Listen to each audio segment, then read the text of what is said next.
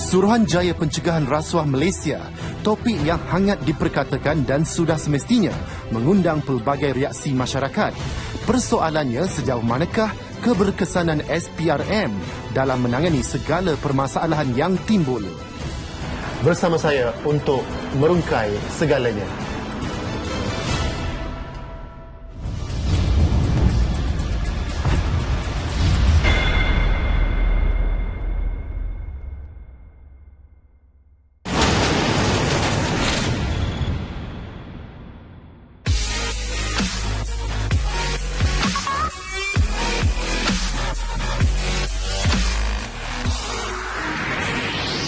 Program transformasi terus diperkukuhkan menerusi pelancaran aspirasi SPRM 2010 yang memberi penekanan dan tumpuan ke atas usaha untuk mengubah persepsi dan mengembalikan keyakinan masyarakat Malaysia dan antarabangsa ke atas keberkesanan SPRM dalam usaha pencegahan rasuah berasaskan 3 teras utama iaitu kebebasan, ketelusan dan profesionalisme. Namun persoalannya, sejauh manakah ia dapat direalisasikan dan dilaksanakan? Bang, boleh interview sikit tak? Apa macam? Okey, I nak tanya tentang rasuah lah. Apa yang you tahu tentang rasuah? Tak tahu. Rasuah? Sikit saja. Saya kira yang macam benda tak boleh settle tapi dia bayar wang tu yang jalan keluar lainnya lah. Okey. You rasa tak baik lah. Tak baik kan? Kenapa tak baik? So macam ni kira cara tak baik loh. Macam kasih orang pihak lain tak adil. Kira yang orang ada wang boleh settle tapi orang tak ada wang boleh settle lah. Kira tak adil lah. Tak adil lah. Okey, apa yang you tahu tentang SPRM? SPRM itu tak boleh. Boleh tak nak tahu tentang SPRM? Saya tak pandai cakap. Ini apa pendapat jujur? Cakap je. I nak tahu you punya sincere opinion. I think government sekarang dia ada macam kebocoran lah. So rasuah banyak dekat Malaysia. So kalau macam gejala ni berleluasa, saya rasa macam masa depan generasi akan datang tu dia macam tak ada masa depan lah, gitu lah. Okey, kalau tak ada masa depan, okey. Kalau you sendiri, kalau orang offer you something untuk kalau you kerja, you buat decision untuk syarikat, tapi you ada masalah, tapi orang buat bayaran kepada you, adakah you akan bersedia untuk menerima wang ataupun suapan tersebut? Of course tidak lah, sebab saya rasa kalau macam apa tu dia punya result, of course lah, kalau kita mengharap kepada rasuah, kita ambil something untuk dapatkan something, of course dia punya result tu tak bagus lah. Okey, apa yang you faham tentang SPRM, peranan SPRM? SPRM tu dia control apa tu organisation kat Malaysia ni untuk pantras rasuah. Excuse me. Can I have an interview with you about corruption? What do you... Okay. Bagaimana awak melihat peranan SPRM mencegah rasuah di Malaysia ni? Adakah berkesan ataupun macam tak berkesan, ataupun mereka buat kerja sambil lewa ke atau bagaimana? Maknanya dari segi SPRM ni kena tulus lah. Kena tulus dari segi untuk siasatan, tidak kira VIP ke mana-mana ke kelas bawahan ke kelas atas ke, maknanya kena tulus lah. Apa pandangan anda tentang sekarang punya rasuah di Malaysia? Rasuah di Malaysia ni saya tengok terlalu berleluasa lah. Saya bimbang juga dengan keadaan ini. Kenapa abang kata berleluasa? Saya tengok cara tak langsung yang terima juga, yang memberi dan menerima. Dua-dua ada kerja. Itu saja. Daripada temu ramai yang saya perolehi, ramai yang memberi respon positif tentang peranan SPRM. Namun terdapat juga respon yang negatif ataupun di sebaliknya. Saya cuba merungkai dan bertemu sendiri dengan pihak SPRM tentang peranan sebenar SPRM. Kewujudan entiti pencegahan rasuah di Malaysia bermula dengan sebuah unit kecil di bawah Jabatan Perdana Menteri JPM yang bertanggungjawab menjalankan aktiviti pencegahan rasuah. Ketika itu, siasatan kes rasuah dijalankan oleh Jabatan Siasatan Jenayah Khas di bawah pasukan polis Diraja Malaysia, manakala pendakwaan kes rasuah pula dikendalikan oleh bahagian pendakwaan Jabatan Peguam Negara. Kerajaan kemudiannya telah menggabungkan usaha pencegahan rasuah oleh ketiga-tiga agensi itu dengan mewujudkan Badan Pencegah Rasuah pada 1 Oktober 1967.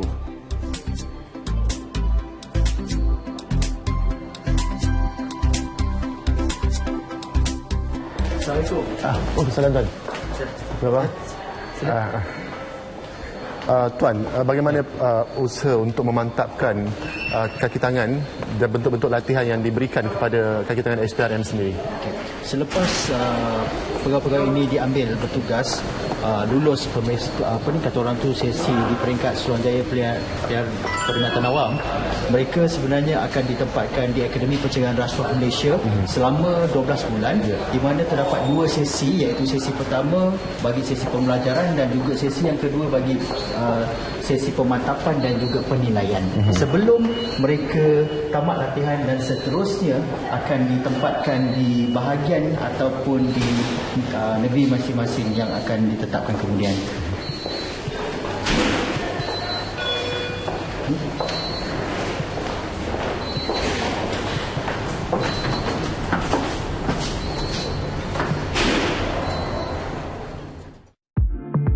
Pada tahun 2008, Parlimen bersetuju supaya SPRM diwujudkan bagi menggantikan Badan Pencegah Rasuah selaras dengan hasrat masyarakat yang mahukan entiti pencegahan rasuah yang lebih bebas, telus dan profesional. Transformasi dan penjenamaan BPR kepada SPRM bukan sekadar nama semata-mata. Perubahan ini adalah bertujuan untuk meningkatkan kecekapan, keberkesanan, kebebasan dan ketelusan tindakan pencegahan rasuah di Malaysia sekaligus menangkis persepsi negatif terhadap entiti pencegahan rasuah ini yang sebelumnya dianggap tidak bebas dan tidak telus. Saya berpeluang untuk mendapatkan reaksi daripada pihak SPRM sejauh manakah kenyataan ini benar. Kita dapati bahawa rata-rata masyarakat mula meyakini ataupun mengetahui bahawa SPRM ini adalah satu entiti bebas di dalam menjalankan siasatan. Transformasi SPRM dia diberi kepada 2. Satu di segi struktur organisasi, yang kedua dari segi perubahan operasi. Di segi strukturnya kita lihat bahawa sistem accountability kita, di mana kita dipantau oleh hampir 50 orang luar, orang bebas yang memantau memastikan bahawa kerja-kerja yang dibuat oleh SPRM adalah kerja-kerja secara bebas. Tindakan kita tindakan bebas. Tindakan kita tidak memilih bulu. Tindakan kita berdasarkan undang-undang yang ada. Tidak kira siapa yang dituduh. Apabila ini disiasat, kita akan menggunakan kaedah siasatan yang sama kepada semua orang.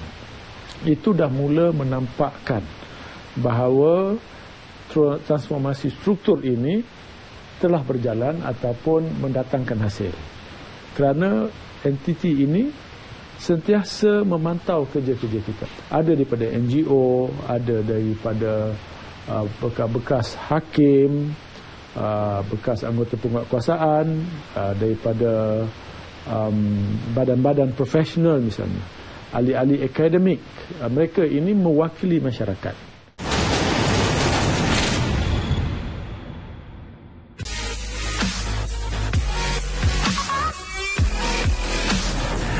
Ini adalah borang soal selidik yang akan saya serahkan kepada orang ramai untuk mengenal pasti sejauh manakah penerimaan orang awam terhadap peranan yang dimainkan oleh SPRM melibatkan 3 teras utama, iaitu kebebasan, ketelusan dan profesionalisme SPRM itu sendiri.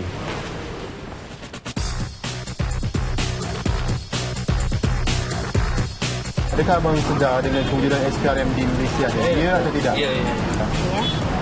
Memang ada. Adakah SPRM mempunyai elemen yang dinyatakan ini? Kebebasan, ya atau tidak? Kebebasan. Ya. Ketelusan bagaimana? Saya rasakan dia macam tak ikhlas dia. Tak telus. Okey, dari segi profesionalisme, adakah mereka profesional melaksanakan kerja-kerja memantrang rasuah? Masa sekarang okeylah. Okey, profesional. Okey, sekiranya abang mengesyaki apa-apa yang berlaku melibatkan kes di bawah SPRM, anda akan membuat laporan. Ya. Ya, okey.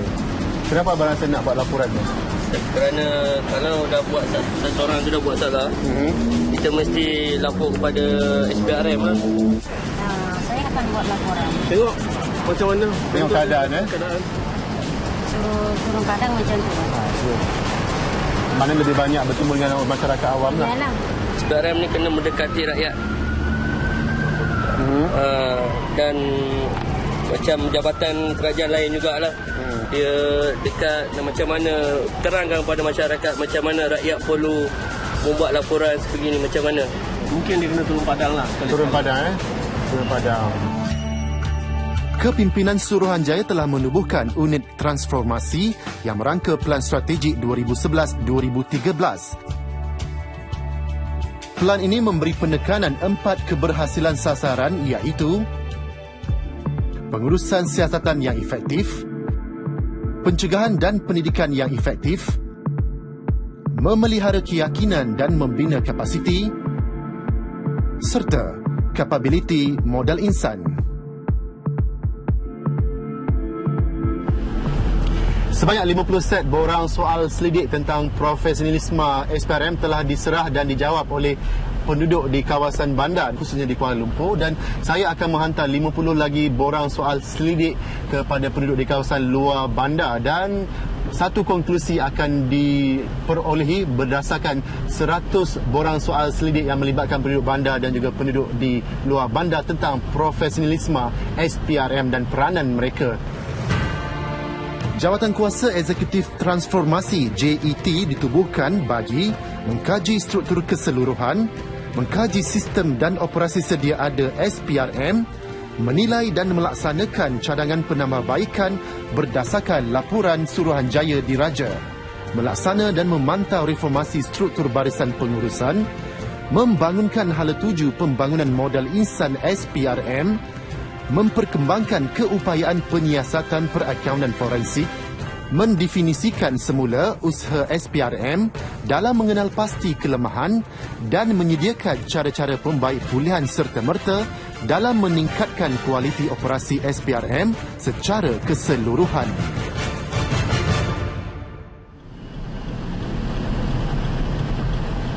JET telah memainkan peranan penting dalam memandu PMO operasi, modal insan dan pencegahan. PMO operasi telah mengambil masa 18 bulan untuk merangka strategi pelaksanaan, manakala PMO modal insan telah memainkan peranan melengkapkan usaha PMO operasi yang memberikan tumpuan kepada siasatan dan perisikan. Bagi membolehkan setiap pegawai dan warga kerja memahami dan menerima pelaksanaan program transformasi, pengurusan juga telah mengadakan pelbagai usaha bagi menerangkan strategi dan objektifnya. Kesemua 100 borang soal selidik telah diisi oleh orang ramai yang saya temui dan kita akan ketahui hasilnya nanti.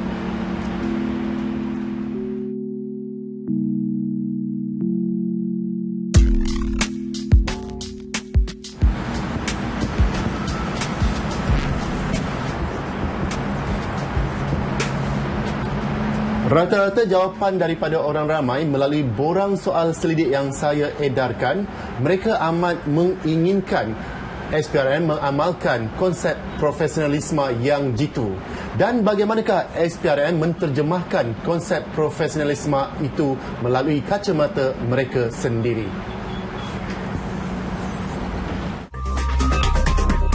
Assalamualaikum. Oh, Waalaikumsalam. Cik Imran. Oi, aku nampak kau main daripada tadi. Hebat betul lah. Nak jadi hebat, kena selalu praktis, Cik Imran. Oh, ya. Ini aku bawa set golf yang aku janjikan kat kau. Kau boleh tengok. Ini lebih daripada apa yang saya minta ni. Tengok lah. Yang terbaik ni. Okey, saya tengok. Kita nak brand dia. Ini lebih baik daripada apa yang saya minta. So, terima kasih Encik Imran. So, Encik Imran jangan risau. Tender syarikat Encik Imran akan berpanjangan. SPRM dalam ke arah kita lebih profesional dalam penyiasatan kita.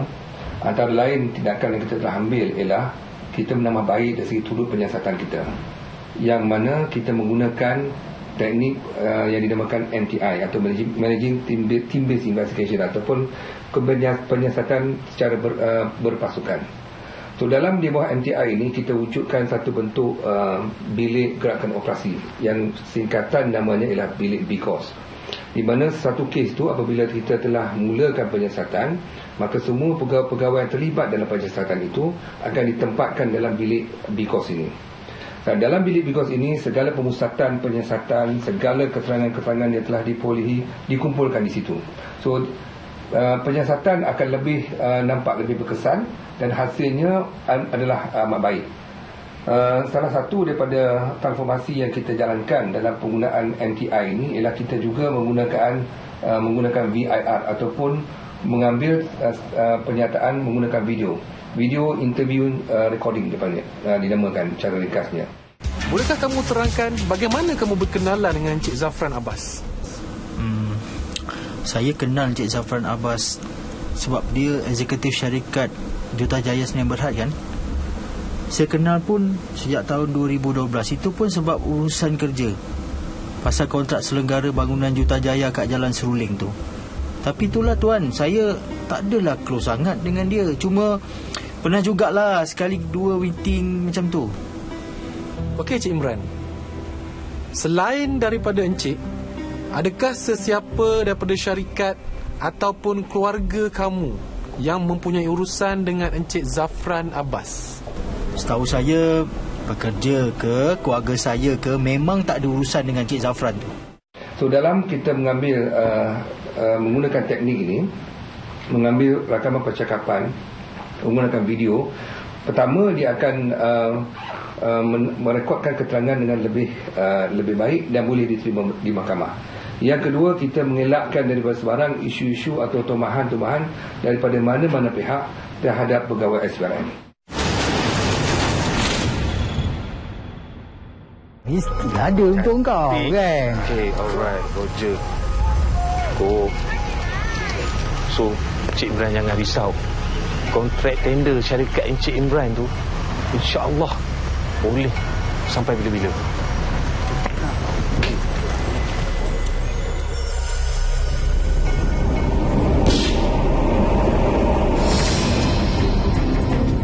Zafran, kami daripada SPRM.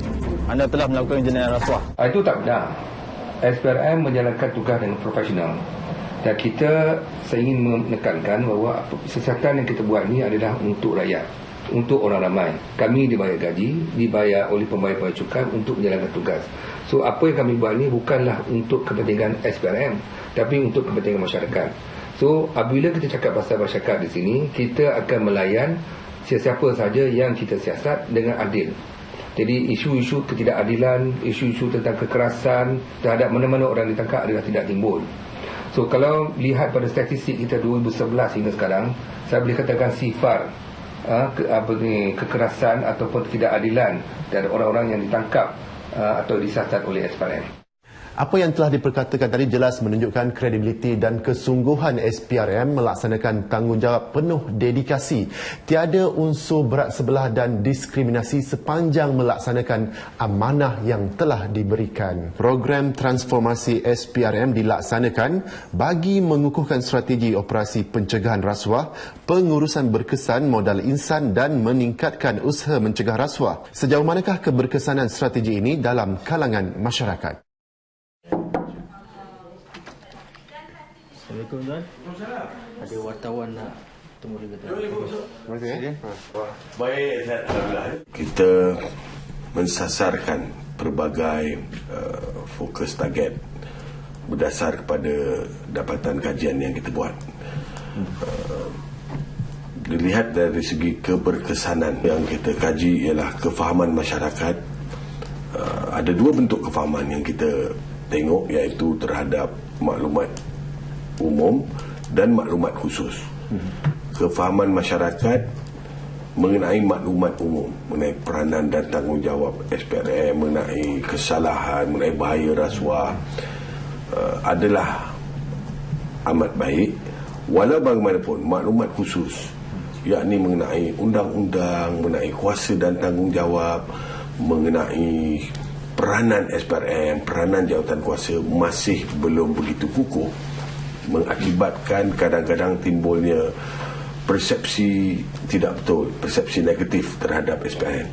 So, unit pendidikan masyarakat bertanggungjawab untuk menyebarluaskan mesej, bukan saja mesej anti rasuah, yang lebih penting sebagaimana nama bahagian itu sendiri, pendidikan masyarakat, iaitu kami perlu mendidik masyarakat. Sememangnya SPRM telah melakukan pelbagai usaha transformasi yang menyeluruh seiring dengan penubuhan SPRM pada 1 Januari 2009. Di mana perubahan berlaku bukan sekadar penjenamaan semula BPR, tetapi perubahan turut melibatkan rombakan struktur untuk meningkat dan menjamin keberkesanannya sebagai agensi pencegahan rasuah negara. Bukan itu sahaja, SPRM telah mencapai pelbagai siri kejayaan tidak sahaja di peringkat nasional, malah di peringkat global.